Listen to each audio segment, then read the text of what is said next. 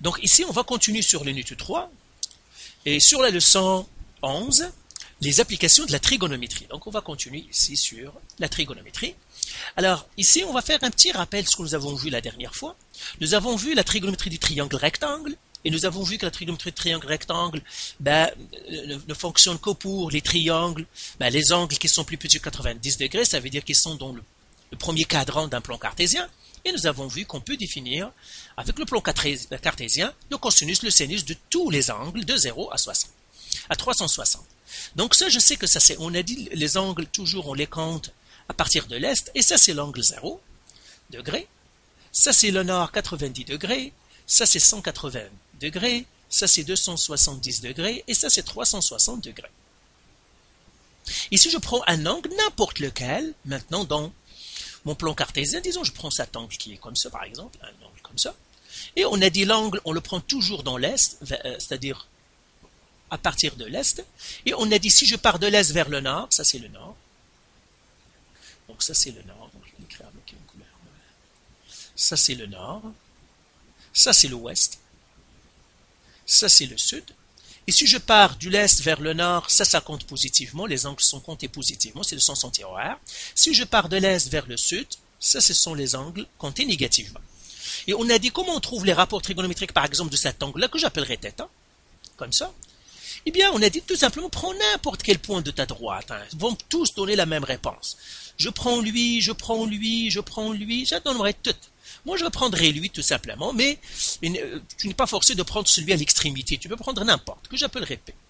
Et on a dit ce point P, il aura un X et un Y, et je peux tracer un triangle rectangle, par exemple comme ça. En traçant le rectangle. Et on a dit comment on trouve les rapports trigonométriques. Eh bien, pour ce triangle rectangle, on a tout simplement l'opposé, l'adjacent, l'opposé et l'hypoténuse. Maintenant, s'écrivent comme ça. Toujours l'adjacent c'est le x, l'opposé c'est y, et l'hypoténuse c'est la longueur de ce côté-là, on l'appelle r. Donc ça c'est h c'est r, l'adjacent c'est x et l'opposé c'est y.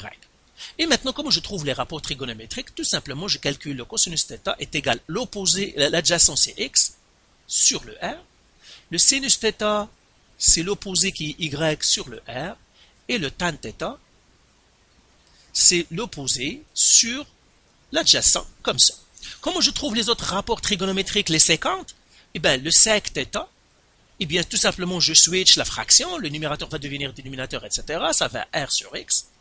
Le cosec θ, eh bien, c'est r sur y. Et puis, le cotan θ, eh bien, c'est x sur y. Dernière chose qu'on a dit pour les signes. C'est très important pour les signes. On a dit que le signe du cosinus, le cosinus suit le signe du x. Donc pour les signes, on a dit cosinus suit x, c'est-à-dire ils ont le même signe. Le sinus a le même signe que le y. Et le tan, tout simplement, lui il est un peu compliqué. Si c'est positif, le tan positif, ça veut dire x et y, même signe.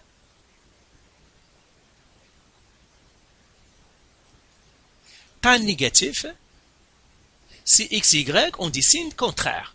X, y, donc signe contraire. Donc ça c'est très important à connaître, c'est ce qu'on nous avons dit. Et lui on a dit pour les signes à lui, on a dit lui c'est plus plus, ça c'est moins plus, moins moins, plus moins. Alors maintenant, on va faire ce qu'on appelle les angles ambigus et nous allons voir un exercice sur ces angles ambigus, c'est-à-dire les angles ambigus, c'est quoi? Alors faisons un exercice pour bien comprendre ça. Ici, ils me disent 10 signes d'opposition possibles dans le plan cartésien pour le côté terminal des angles suivants. En fait, c'est quoi?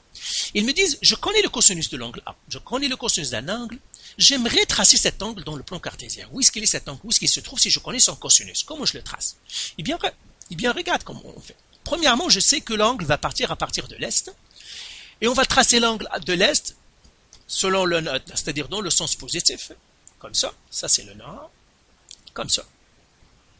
Et je veux savoir c'est quoi. Alors regarde comment on fait. Premièrement, je fais cosinus de l'angle A et j'essaie de l'écrire comme une fraction. Donc cosinus de l'angle A c'est moins 0,6. Alors ça c'est moins 6 sur 10. Si je simplifie la fraction, ça me donnerait moins 3 sur 5. Donc je sais déjà que cosinus A est égal à moins 3 sur 5.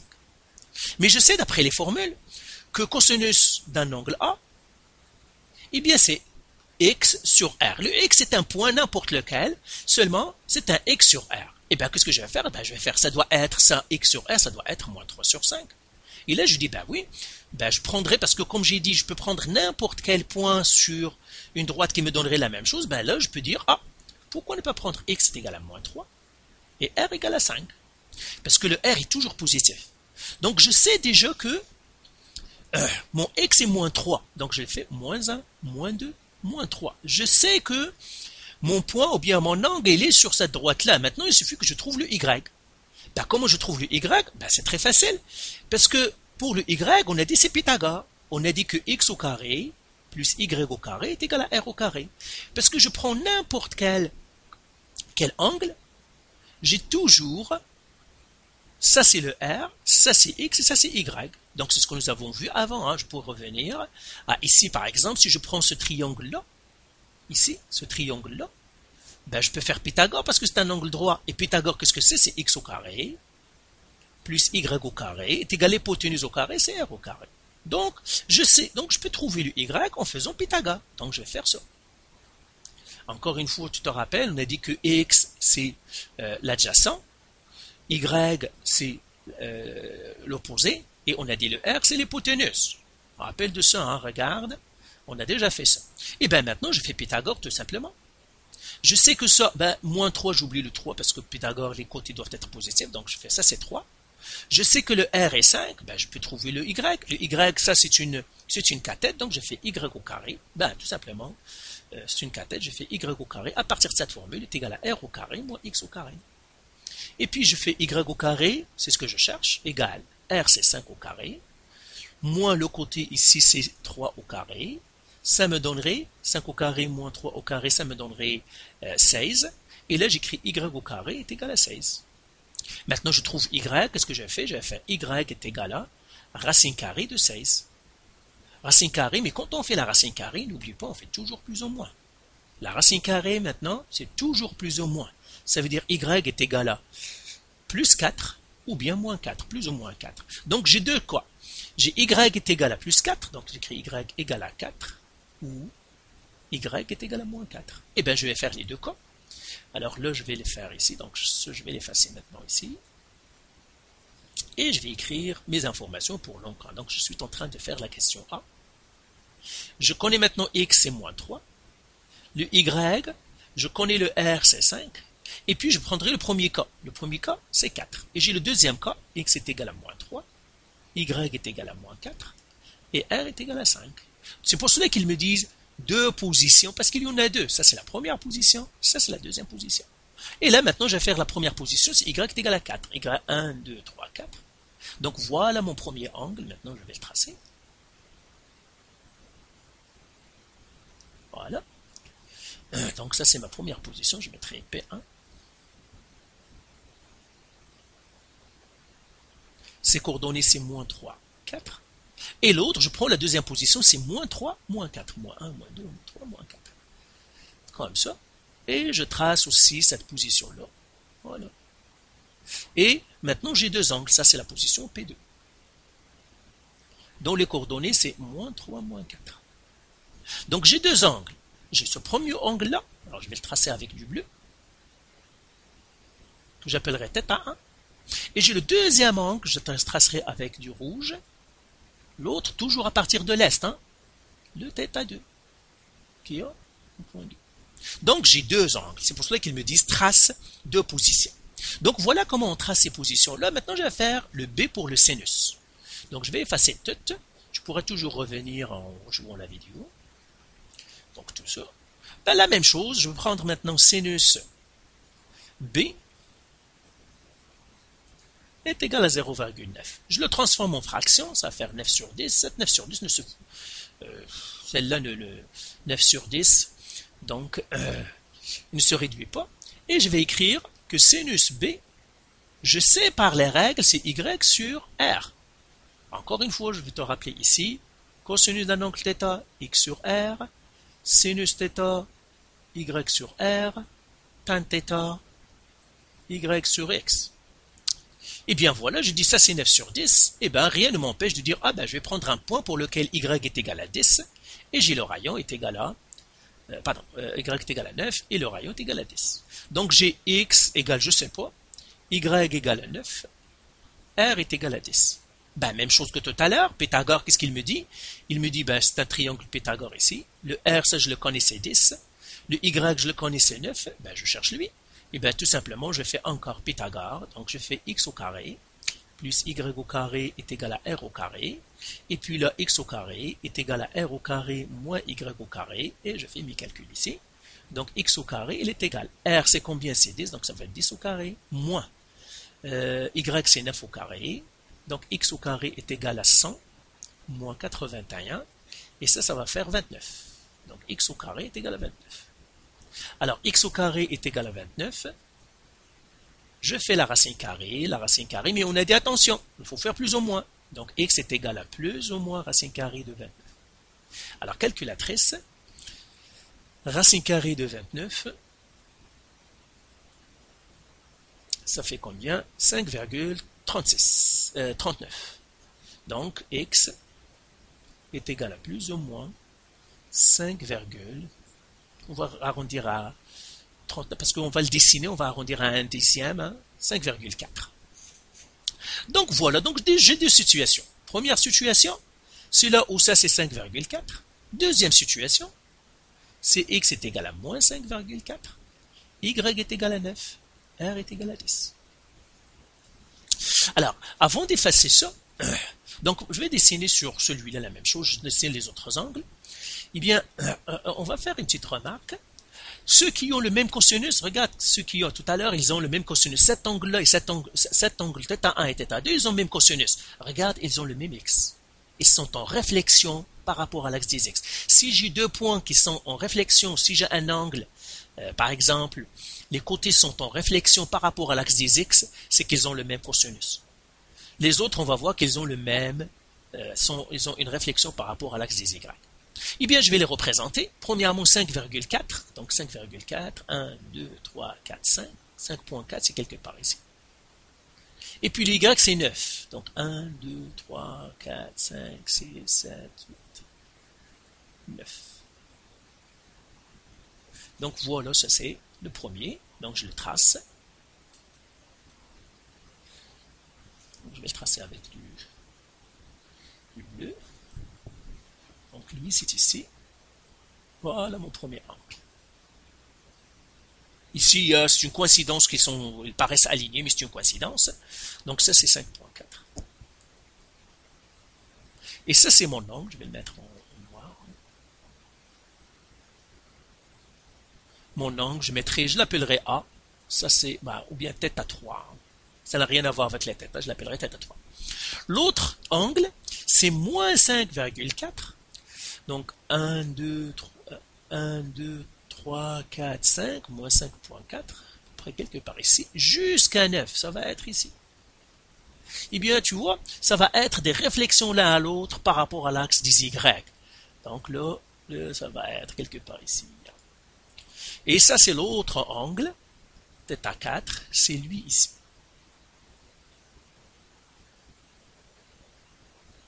Donc ça, c'est P3. Et ça, c'est P4. Donc, voilà comment on trace les angles. Et cet angle P3, θ3 et θ4, ils ont le même sinus. Alors, là, on va résumer ça. Donc, deux angles, ils ont le même sinus s'ils ont une réflexion, c'est-à-dire l'un est la réflexion de l'autre par l'axe des x. Donc, même cosinus, je mettrai ici, même cosinus, si les angles sont la réflexion l'un l'autre selon x. Alors pour le sinus, même signe si les angles sont la réflexion l'un l'autre, la réflexion l'un l'autre selon y. Donc, si je vois que les deux angles peuvent être partagés par l'axe des y, c'est qu'ils ont le même sinus. Et d'ailleurs, y, sinus, toujours le y est lié avec le sinus. Le x est toujours lié avec le cosinus. Si je vois que c'est le cosinus qui les sépare en deux morceaux égaux, par exemple cet angle-là, sont la réflexion par l'axe des x, c'est que c'est cosinus. Donc c'est pour cela qu'on l'appelle ambiguïté, parce que si je te donne seulement le cosinus d'un angle, ben, tu ne peux pas savoir de quel angle je parle, parce qu'il y en a deux qui satisfont le même cosinus. La même chose que si je te donne le sinus d'un angle, je te dis, ben, trouve-moi l'angle dans le sinus de 0, là, tu vas me dire, mais lequel? Parce qu'il y en a deux. Si je te dis, prends un seul, eh ben, tu vas me demander lequel, parce qu'il y en a deux qui ont le même sinus. C'est pour cela qu'on appelle ça des cas ambigus. Donc, on va la mettre ici, cas ambigu. Ambigu. Ok. Alors, maintenant, on va faire le tan. Donc, je vais effacer tout, parce que je vois qu'il y a beaucoup maintenant ici. Hein, je vais effacer tout. On va faire le tan. Pour le tan, qu'est-ce qu'il me donne ici? Il me dit, si tu trouves le tan d'un angle C, et qu'est-ce que j'ai? J'ai 2 tiers. Ah, il est déjà en fraction, donc il me facilite la vie. Et ça, c'est égal à quoi? On a dit le tan, c'est quoi? C'est y sur x. Donc, ça va faire y sur x. Et bien, y sur x, ben, je suis tenté de dire, ben, y, donc j'écris x égale, y égale, r égale. Ben, je suis tenté de dire x, ça doit être 3, y, ça doit être 2. Mais attention, il y a une petite nuance. Ben, le rayon ici, j'en ai pas besoin, mais je vais tracer premièrement le premier. Hein. Donc, 3, 2, donc x c'est 3, donc 1, 2, 3. Y c'est 2, 1, 2. Donc voilà, je trouvais mon premier angle.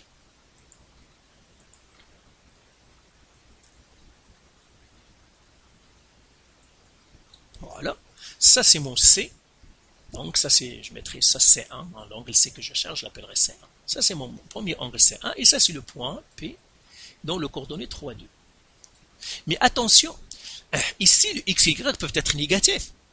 Donc, pourquoi? Parce que 2 sur 3, ben, rien ne m'empêche d'écrire tan C est égal à moins 2 sur moins 3, parce que le x et les y peuvent être négatifs en même temps. C'est pas comme pour le cosinus et le sinus. La différence ici, par exemple, quand je prends le cosinus, lui, il est égal à quoi? Il est égal à x sur r. Le r ne peut pas être négatif, il est toujours positif. C'est pour cela que le x, on n'a pas d'autre choix. Hein. Tout à l'heure, j'avais le sinus était moins 3, moins 0,6. Le x, ça serait automatiquement négatif. Et je ne peux pas jouer avec les signes. Mais pour le tan, non. Le tan, le y et le x peuvent être négatifs. Donc, ben, je pourrais avoir aussi le tan est égal à moins 2, moins 3.